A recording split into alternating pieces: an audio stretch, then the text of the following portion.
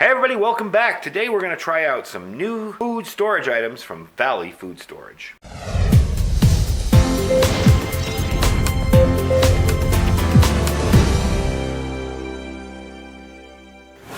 Alright everybody, welcome back. Today we're going to try out this stuff from Valley Food Storage. They were nice enough to send me along a rather big sample of their items here. So I figured we're going to try each one out. So it might be a little bit of a long video, so get comfortable. With Valley Food Storage, one of the things that I noticed on their website is they use all real ingredients in their food. And I assume that's because they want to make sure the food will be there when we need it, as well as be good for us. So that's kind of cool. They've eliminated all the unhealthy preservatives, hydrogenated oils, MSGs, and all the other ingredients that limit the nutritional value and the shelf life of the product. So basically they're non-GMO, no MSG, and they're made in the USA, in, I believe, North Canton, Ohio. Now, they offer individual packages like these, and these are not just one serving. These are 10 serving, 5 serving, 15 servings. So they offer individual packages like these at affordable prices so you can stock up on stuff. But they also offer entire buckets, so you can pick and choose what you want without extras. If you want all meats, you can get all meats. If you want all vegetables, you can get all vegetables. This way, you're not kind of picking and choosing what you like from some random bucket you bought at a big box store, you know. So, a little bit of information on them. They also offer food kits. Now that's interesting. They have buckets and the food kits. The food kits basically are multiple buckets. Your food kits can go from 1 month up to a year worth of food. And of course the prices increase with time. So you got 1 month, 6 months, 3 months, you know, they have all different plus up to a year. Now they also offer a subscription service called Subscribe and Save, where you just subscribe and you get to choose from a 1 month basic kit. Now the basic kit's an average of 849 calories a day. That's not a lot of calories. So you may want to bump that up to the premium kit, which is 1,750 calories a day. And you can have it delivered for free every 30 days. So you get free shipping and all your subscribe and save orders. This stuff is packaged to last for 25 years when stored properly. It should be ready anytime you need it, and all the products have a guaranteed shelf life of 25 years unless the package is opened, damaged, or tampered with. So let's get into the food now that I gave you a little information about them.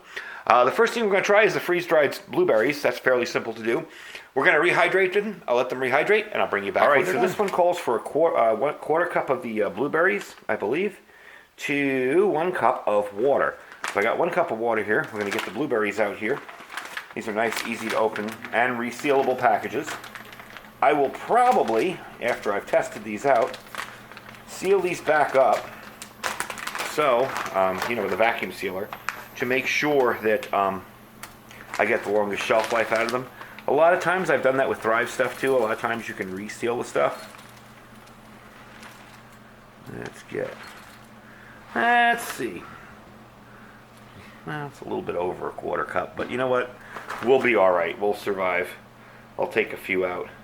Now, you're supposed to let them sit for 5 or 10 minutes in the water and stir or tumble them every 5 minutes.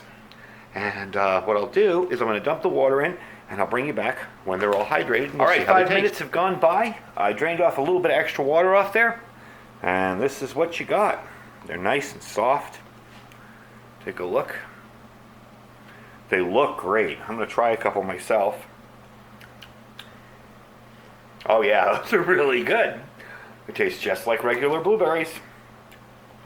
Definitely good stuff. So we're going to set those aside because I'm going to make a blueberry pancake later.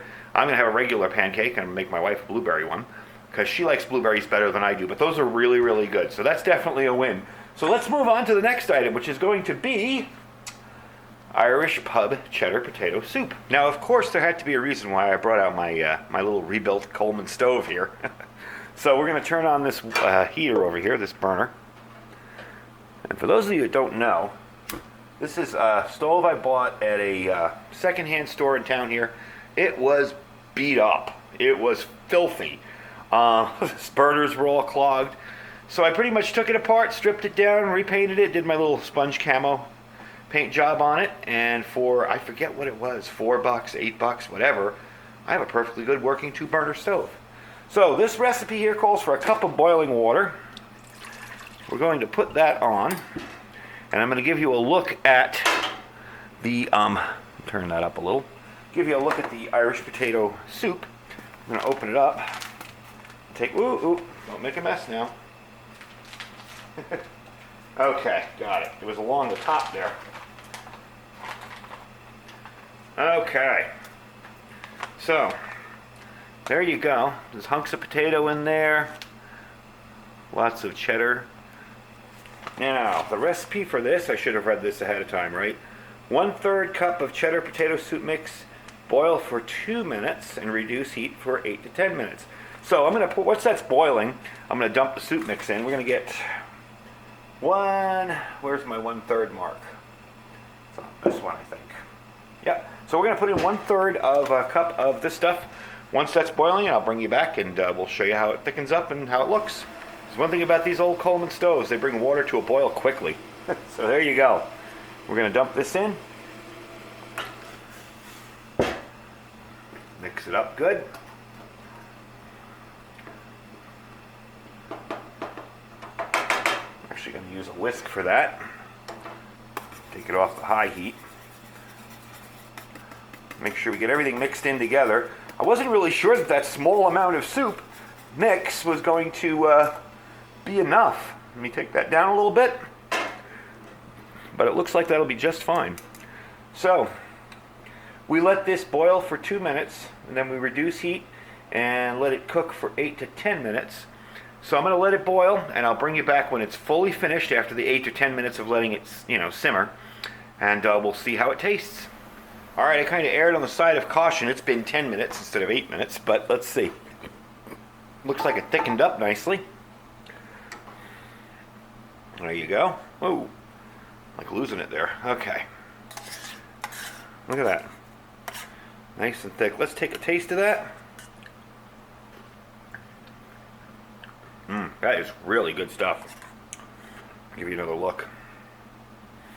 It's really, really good. That's definitely a winner. Definitely pleased with it. I'll be eating more of that, even though it is kind of early. I usually shoot my videos in the morning, so when I have to eat lunch food, it's kind of strange, but hey, whatever works. So, that's definitely a winner. I'm definitely liking that. I'm going to keep it on here to keep it warm, because next up, we're going to try the gluten-free buttermilk pancakes. So let me get that all set up, and we'll do that one. Now, this might be something I can do all the way through, because pancakes cook fairly quickly. So let's put that, we got a 1/3 cup of, 1/3 cup of pancake mix and a cup of water. Sorry, 1/2 cup. I was looking at that going, I think I'd get a 1/2 cup. You don't want this to burn, so I'm going to move this around kind of quickly.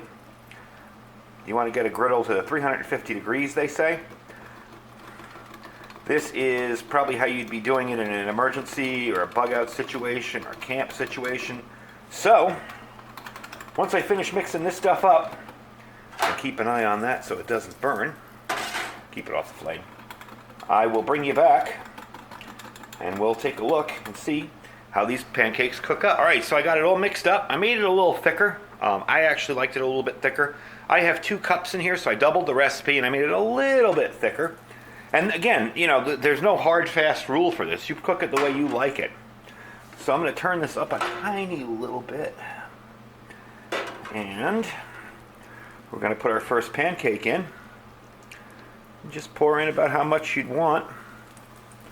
I'd say that's a good amount. And whatever you do, don't do this in an area you're afraid of getting messy. Pancakes can be messy. So I'm going to turn that up a little bit. I'm going to see how... There we go. We're going to see how this works and bring you back when this one's done. And then we'll do the blueberry one. Well, I got a little ahead of myself. I flipped it already. But it seems to be coming out pretty nice. I don't make the most perfect symmetrical pancakes. Turn down the heat again. But it seems to be coming out pretty darn good. So bring you back when that one's done and we're on to the next one with the blueberries. So we got the blueberry mix ready, but I want to show you the first pancake. There's the first one. Looking pretty darn good. Let's give it a taste. Something I'm learning is that Cooking pancakes in a titanium pan is a bit of a challenge. That is good stuff. Good pancake mix. Yep. Definitely a winner there. Excuse my chewing. All right. Let me mix up this one. Let me clean off my spoon here. Let me mix up this one and get this one ready. This one looks like it's going to be a ridiculously large one. I may put some of this aside for later. All right. Get the butter mixed around in there. And let's see what we can come up with for a blueberry pancake. I want to make this one a little thinner so it's easier to flip. Kind of spread it out a little bit, because that one was kind of difficult to flip. So we're going to spread that one out, give it a few minutes, and I will bring you back when that one's done and we'll show you what that looks like. All right, there's the other one. I did burn it a little in the middle, but it still tastes okay because I made a second one like that too. So it still tastes okay. That's the problem with titanium pans if you're cooking in them, and they get hot spots and they're kind of hard to cook, but I figured, we'll give it a try. And so that's what it looks like. Probably tastes great. We'll find out soon because I'm going to let my wife check it out. She'll probably eat it, so it's no big deal. But if she doesn't, I still have enough for at least one more. Anyway, folks, I want to thank you for coming along today. We're on this little test of Valley Food Storage. I got to say, everything I've tasted from them was awesome. It's really, really good stuff. There we go. Freeze-dried blueberries and the Irish potato soup, which I will probably eat. Irish cheddar potato soup. I will probably eat in a minute once I'm done with giving her pancake. Gotta say, it's good stuff. It's all made in the USA in North Canton, Ohio. No GMOs, no MSG. Tastes really, really, really good. And definitely going to give them a try and try out some more stuff from them in the future. I still love my Thrive Life, don't get me wrong. But this stuff's pretty good too. Anyway, folks, thanks for watching. If you'd like more information, I'm going to put a link down below to their site where you can get a free sample. All they ask is that you leave their phone number. They'll call you up, ask you some questions about your food storage and what you're doing and that kind of stuff, and they will ship you out a free sample. Completely free, no shipping, no we need your credit card for handling, none of that. Completely free. They'll just ship it to your house. So it's definitely a good deal to try it out. You know, you'll get a bag similar to something like this with 10 or 15 servings instead of a little tiny micro sample. And I will put that link down below where you can get the free sample. And I want to thank you guys for watching. Don't forget to check out our Amazon store down below that link. Even if there's nothing in the store that you want, you can just click the link and shop as you normally would on Amazon. It really helps out the channel. And I want to thank those that have been doing it. I really appreciate it. Anyway, folks, thanks for watching. Stay safe and stay prepared.